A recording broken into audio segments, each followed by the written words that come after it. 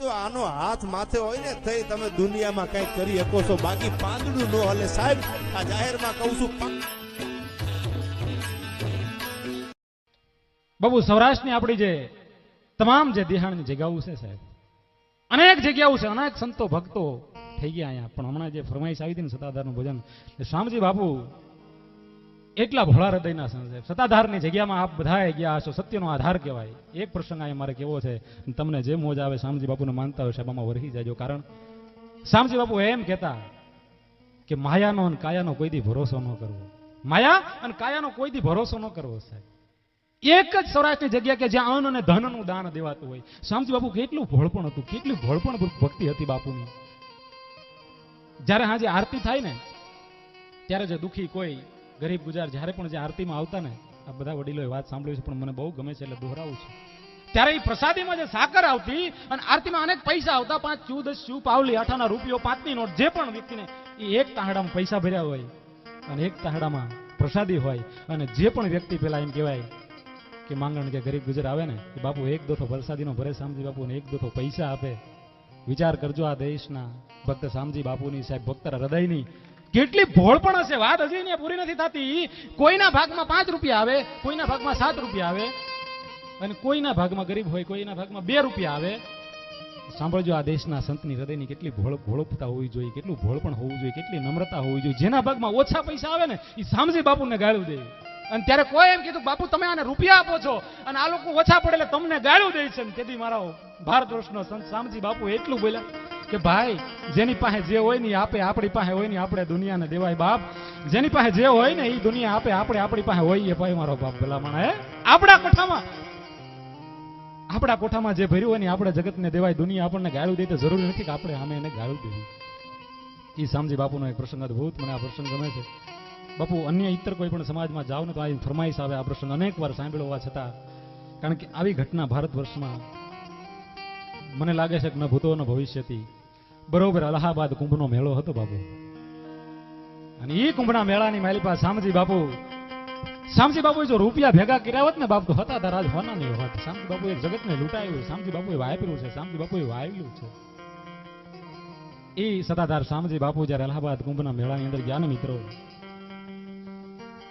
એ અલ્હાબાદના કુંભના મેળાની અંદર જઈને 4 જગતગુરુ શંકરાચાર્ય, 4 શક્તિપીઠના શંકરાચાર્યો, તેને કહેવાય ધર્મ જગતગુરુ શંકરાચાર્ય, 4 મઠાધિપતિ શક્તિ પીઠના જગતગુરુ શંકરાચાર્યો બેઠા છે અને હજારો ભારત વર્ષના સંતો છે. અને 4 જગતગુરુ શંકરાચાર્યની સામે 2 હાથ જોડીને શામજી બાપુ એટલું બોલ્યા હતા કે હે જગતના તાત, હે જગતગુરુ બાપ આ કુંભનો મેળો છે. જગતગુરુ કહે છે હા બાપ શામજી બાપ, હે જગતના તાત આ કુંભના મેળાના તમામ સંતોને 1 ટકની પાકી રસોઈ મારો ગીરનો રાજા ગીગડો પીર આપે છે. 1 ટકની પાકી રસોઈ મારા ગીરનો રાજા ગીગડો પીર આપે છે. 4 તહુનું કપાળ હતું જગતગુરુ શંકરાચાર્યનું. કપાળમાં કડચલી પડી ગઈ કે બાપ શામજી આ કુંભનો મેળો છે બાપ, તમામ સંતોને 1 ટકની પાકી રસોઈ પૂરી પાડી શકીશ? ત્યારે શામજી બાપુ એટલું બોલ્યા હતા કે હે જગતના તાત, હે જગતગુરુ રસોઈ પૂરી પાડવા વાળો હું કોણ? હું તો એક ઠાકરનો ટેલવો છું, ચાકર છું, પણ રસોઈ પૂરી પાડનાર તો મારો ગીરનો રાજા ગીગડો પીર છે. હું તો એક એનો ચાકર છું, મારો રસોઈ પૂરી પાડનાર તો મારો ગીરનો રાજા ગીગડો પીર છે. અને શબ્દ છૂટી ગયો શામજી બાપુના મોઢામાંથી. અને ફડાક ફડાક ફડાક એમ કહેવાય કે વાવટે જેમ પવન ઉપર ધજા ફડાકા લે, વાવટો ફડાકા લે ને એમ વાવડ પગ્યા દિલ્હીમાં. એ વખતના વડાપ્રધાન ઇન્દિરાબેન ગાંધીના શબ્દો કાને પડ્યા સાહેબ. અને ઇન્દિરાબેન ગાંધી એ સાહેબ કુંભના મેળામાં આવીને તમામ સંતોની સામે 2 હાથ જોડીને એમ કીધું હતું, હે ભારત વર્ષના સંતો, ભારતના વડાપ્રધાન ઇન્દિરાબેન 2 હાથ જોડીને ખોળો પાથરીને તમને કહું છું, તમારામાંથી સતાધારના સંત શામજી બાપુ કોણ છે?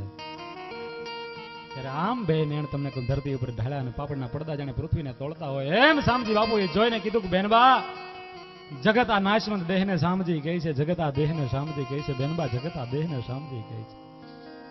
અને હવે સાંભળજો મિત્રો, જ્યાં શામજી બાપુ બેઠા હતા ને ત્યાં સામે ભારતના વડાપ્રધાન ઇન્દિરાબેન ગાંધી બેઠા અને ખોળો પાથરી અને 2 હાથ જોડીને આપણી દીકરીઓ જેમ તમને હુરાપુરાના મંદિરે, કૃષ્ણદેવના મંદિરે પગે લાગે ને ઇન્દિરાબેન ગાંધી ક્યાં શીખવા ગઈ છે ભલામણ બાપુની સામે બે હાથ જોડીને કીધું કઈ ભારત વર્ષના ઓલિયા પુરુષ હે શામજી બાપુ બાપ ધન્યવાદ છે તારા ભજનને ધન્યવાદ છે તારી પીરાઈને પણ મને એક વાતનો જવાબ આપો શામજી બાપુ કે મારી સરકાર આ તમામ સંતોને એક ટકનું પાણી નથી પૂરી પાડી શકતી તો તારા ભજનની કઈ એવી પીરાય છે બાપ કે એક ટકની પાકી રસોઈ તમે પૂરી પાડી શકશો મારી સરકાર એક ટક પાણી નથી પૂરી પાડી શકતી ત્યારે હે બાપ શામજી બાપુ તમારા ભજનની કઈ એવી પીરાય છે લાખ લાખ ધન્યવાદ છે બાપ તારા ભજનને અને ત્યારે શામજી બાપુ એટલું બોલાતા કે બેનબા હવે એક ટકની રસોઈ નહીં હવે 2 ટકની નહીં 3 ટકની રસોઈ મારો ગીરનો રાજા ગીગડો પીરા મુંડિયા માટે આપે છે 1 ટકની નહીં 2 ટકની નહીં 3 ટકની રસોઈ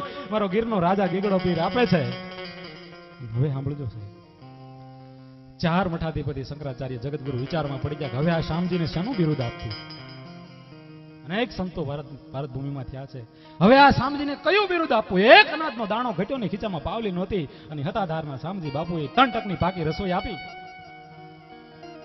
અને ત્યારે શંકરાચાર્યએ હાથીની અંબાડી ઉપર શામજી બાપુને બેહાડ્યા હતા અને સાહેબ ઇતિહાસ તમે વાંચી લેજો ભક્ત ભૂષણ શામજી ભક્ત ભૂષણનું બિરુદ આપ્યું હાથીની અંબાડી ઉપર શામજી બાપુને બેહાડ્યા હતા એક રઘુકુળ ભૂષણ રામ અને પછી હતાધારનો શ્યામ ભક્ત ભૂષણ ભલામણા શામજી બાપુ કહેવાનો સુર એ ગોત્રમાંથી આવી છે જ્ઞાતિમાંથી જન્મ્યા છે કાંઈક એનું ગૌરવ હોવું જોઈએ.